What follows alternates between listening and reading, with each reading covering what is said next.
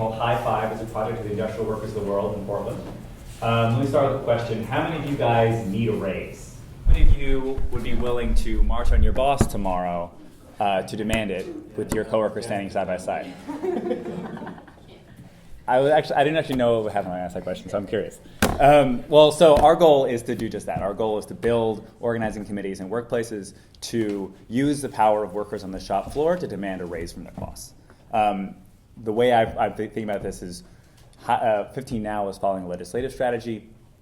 High Five is following an industrial strategy and a union strategy to raise wages. So 2 years ago was a watershed moment for the workers' movement in the United States when SEIU mobilized hundreds, possibly thousands of workers across the country to do disruptive actions, walk off the job, shut down their workplaces in fast food largely, but also in retail, demanding $15 an hour, demanding power on the job. Now, there's been a lot of discussion of what the reality of that struggle was and that process was. Was it overly top-down SEIU? Was it an organic workers' movement? But I think there's something that can't be denied. SEIU did something very strange. They walked into fast food restaurants, they walked into McDonald's and said, hey, do you want to go on strike for $15 an hour?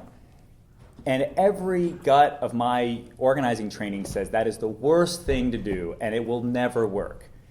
And it worked. To some extent. We had workers, some chunk of workers said yes.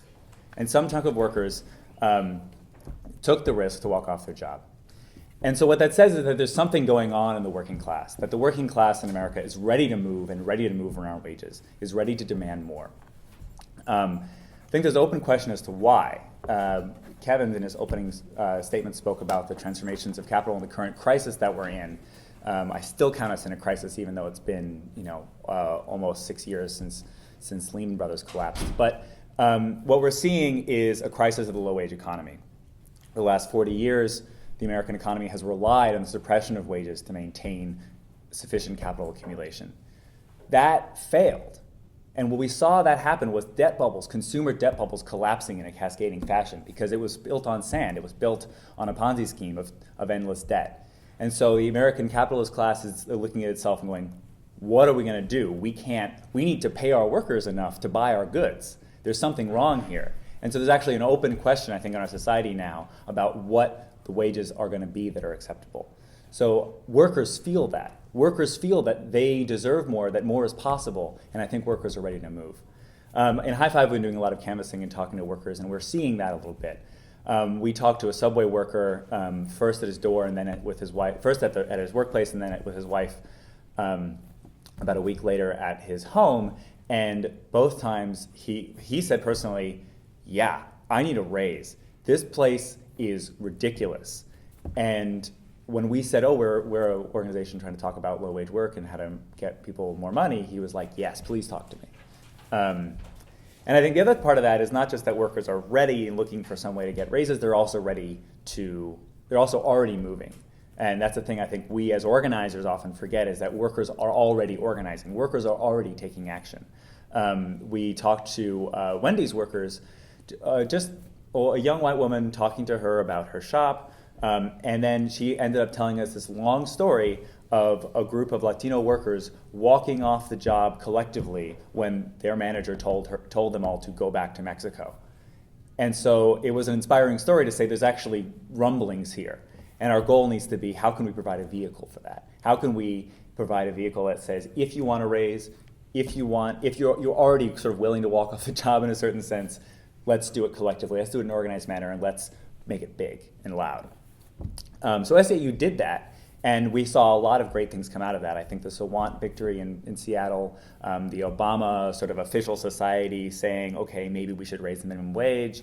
And we saw legislative victories in California, in Seattle, most famously SeaTac, that kind of thing. And I think it also raised the boldness that we were willing to take. I think that the union movement especially has been a little bit quiet, a little bit careful with what it demands and what it claims is possible. And now we have people saying, no, we want to double the minimum wage, which is a pretty ridiculous thing to demand. And I think it's really a great thing that we've actually started to be a little bold, and it's actually what's going to start mobilizing workers. But with this following the SAU struggle, there's actually a bit of a fork in the road, I think, between legislative action and industrial action, between action of workers as voters and action of workers as workers.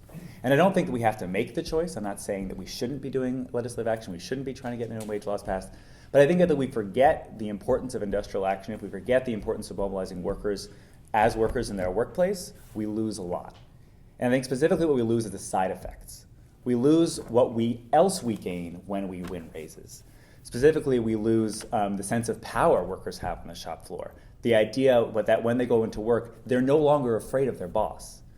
I think we lose the personal transformation people have when they finally stand up to an abusive manager. The meeting workers, I was just working with an organization of canvassers who are organizing, speaking to a young woman who has been afraid of her boss at all the bad jobs she's worked at for the last 10 years. And finally, now that she's in a union organizing campaign, deals completely differently and is challenging her boss every single day on everything she does. And I think to me, that kind of thing is the work that we can do through wage struggles that lays the foundation for the broader movement, that lays the foundation for a more revolutionary movement that could arise. Specifically, one that is understanding that workers, we're only going to have a workers' movement, a revived workers' movement, when workers are self-mobilizing. Because we need a movement that mobilizes millions of people. And no call to action is going to mobilize millions of people unless millions of people mobilize themselves into that call to action. So from all that, the IWW in Portland decided to take on this project called High Five. Basically, it's just this. It's taking on how do we mobilize workers in their workplace to make demands. And we're taking this as a union strategy, but not in the traditional sense of a union strategy that most people think of. We're not trying to get contracts. We're not trying to get build up a big organization that can influence the Democratic Party or whatever. We're trying to understand what it would mean to build up workers on the shop floor, and specifically trying to solve this problem of it's really hard to go public as a shop. It's really hard to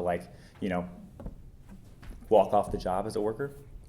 And the idea is if we can take this demand of $5 an hour, we can leverage the public, the big publicity around that demand to create some space that workers can go into and feel strong going into, and mobilize a coalition to support those folks. So real briefly, I want to talk about why it's high five, not 15. I think that's a question people always ask. And part of that is just to say that our goal is not a number. Our goal is to increase worker power, right? Our goal is to say workers need more. And then once they get more, they're going to demand more again.